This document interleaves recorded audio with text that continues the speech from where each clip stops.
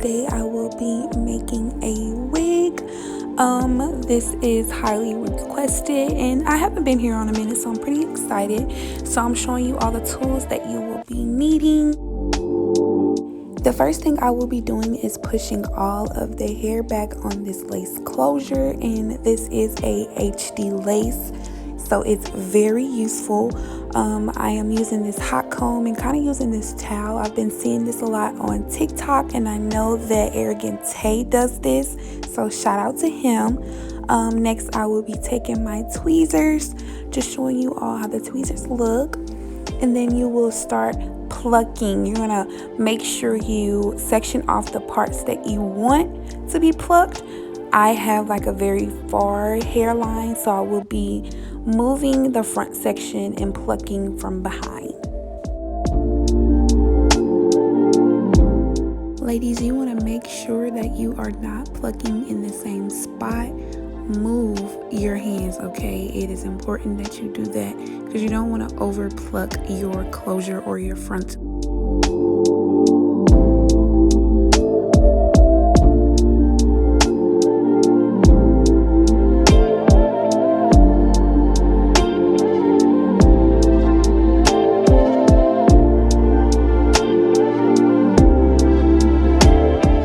And I'm just going to repeat the same process throughout my closure. I didn't go too far behind my hairline. I just wanted to make sure that it was enough just in case I wanted to switch a style. Plucking a closure or a frontal is all about learning. I too myself is still learning. You just want to make sure that you're doing this to your liking because this eventually has to go on your head.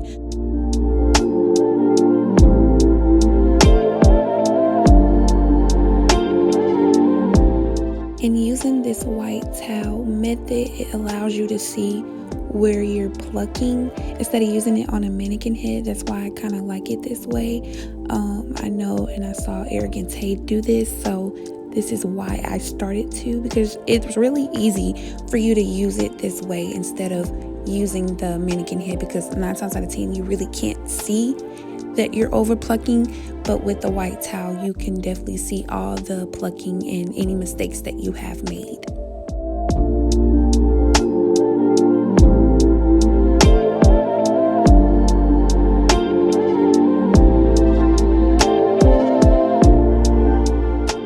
When you are plucking, this process does take a minute. I think this process took me about 20 minutes to pluck. Now right here, I am just pushing the hair all the way back and plucking the natural hairline. That way I can make the hairline as natural as possible.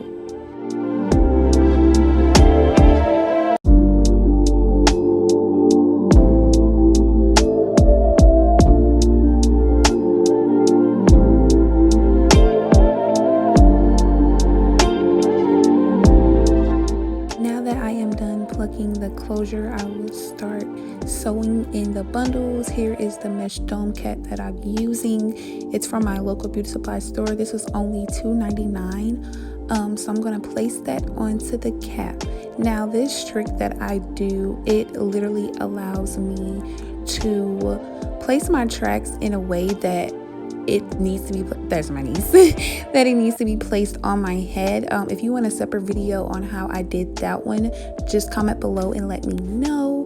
Here I am starting to sew my tracks in. I was so upset that I end up grabbing the wrong thread. I end up getting brown thread, y'all.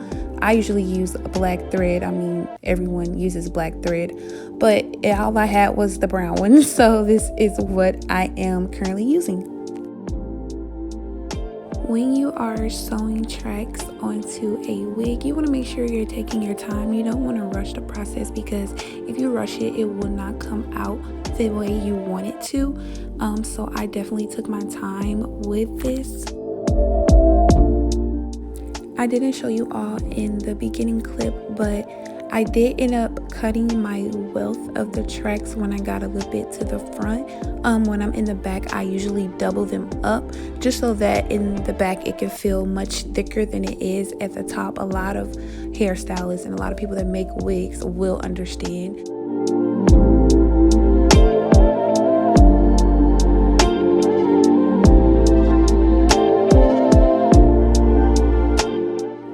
you just want to make sure that you are continuing to sew the tracks in. I didn't really show all of the tracks that I sewed in. Everything that I did was a continuous.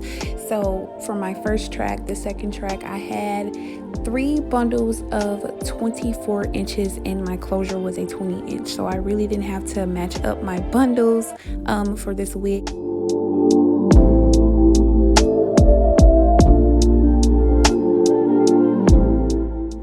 But here is me using my last bundle. I was so excited. I think everybody get excited once they're doing their last bundle. That's how you know you're getting close. I typically sew my closure on right before I sew in my last third bundle, but I completely forgot, so I end up stopping and quickly sewing on my closure. Some people start sewing their closure on typically before they start sewing their bundles in, but I like to do my bundles first and then kind of putting my closure towards the end, just so that I can go ahead and get the bundles out the way.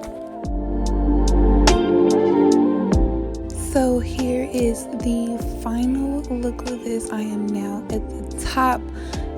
I end up dyeing my closure right after this process. I did not videotape it. As you can see, my closure is kind of like a natural black, and I was trying to get it to jet black like my bundles.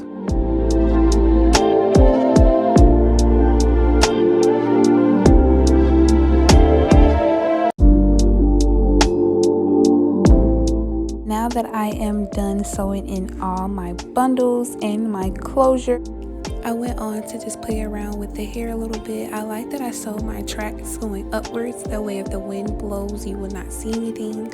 So as stated, I did dye this closure off the camera. As you can see, it's much darker now, which I am so happy about. I end up using a wax stick and a hot comb just to kind of lay it down, getting me prepared to pluck the middle part.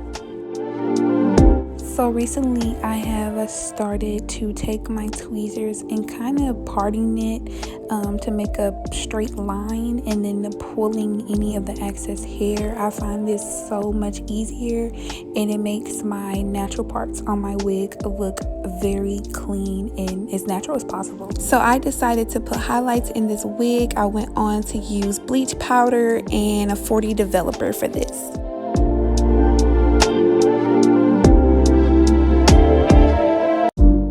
A technique from another YouTuber. I have to put her name in the description box. I kind of got this from her, but to do highlights in the wig, she kind of went through the wig, under, through, just so that she can have those clean highlight streaks in the hair. That way it just won't be one block of bleached hair.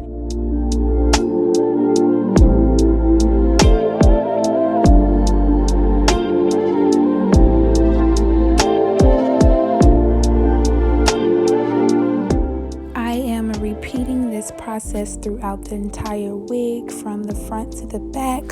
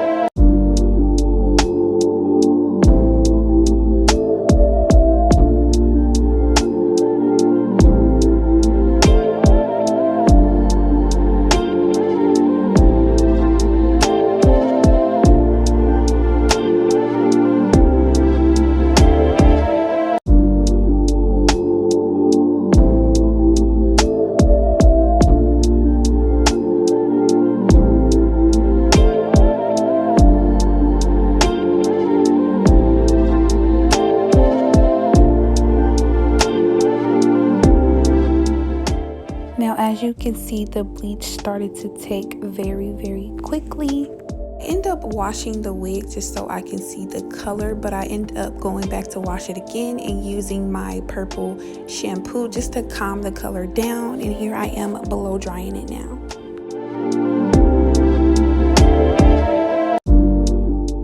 So right now I am going to put some heat protectant and just some serum spray to give it a little shine and to protect it from the heat that I am about to use to put some pin curls in, and also using my hot comb.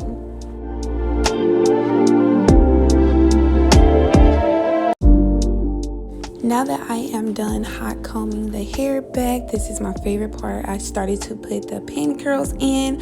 I was so excited to see how this was going to turn out with the highlights in this hair, and y'all, it came out really good.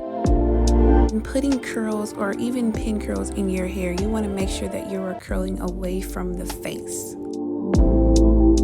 Ladies, when you are putting pin curls in a hair, make sure you're taking your time, because when you take your time, it comes out so much better. It looks so good. I was kind of rushing, so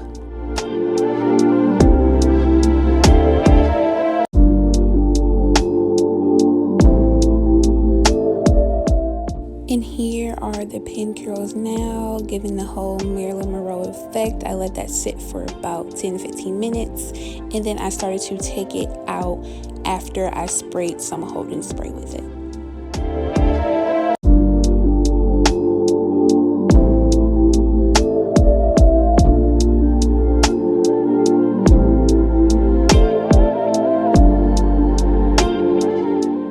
When taking out the pin curls, I went on to get my wide tooth comb and brushed out the curls with this. This gives this a volume look that I like.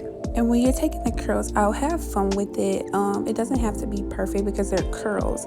They fall how they want to fall. So kind of do something jazzy with it. Have fun with it. It's not always so serious. This is your wig. It's going on your head. You know what you like.